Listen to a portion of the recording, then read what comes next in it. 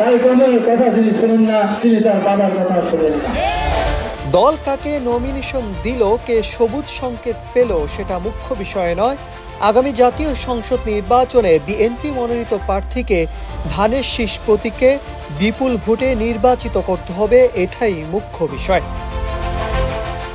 তবে যারা ব্যক্তি স্বার্থে হাসিলের জন্য দলের নির্দেশনা অমান্য করে, যারা তারেক রহমানের নির্দেশনা মানে না, তারা মূলত তার বাপকেও মানে না।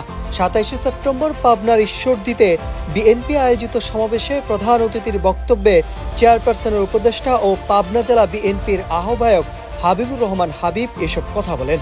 এখন যে কোনো ব্র্যান্ডের পুরাতন এসি বদলে নতুন ওয়ালটন এসিতে উপভোগ করুন 25% ছাড়। এ সময় তিনি আরো বলেন, ধানের শীষকে পরাজিত করার জন্য আগামী দিনে অনেক বিরোধিতা হবে, অনেক ষড়যন্ত্র হবে, কিন্তু শহীদ প্রেসিডেন্ট জিয়াউর রহমানের সুযোগ্য সন্তান দেশনায়ক তারেক রহমানের নির্দেশনায় সব ষড়যন্ত্র মোকাবেলা করা হবে। সেজন্য সবাইকে ঐক্যবদ্ধ থাকতে হবে। Nahid Hasan, news desk, Ittefaq.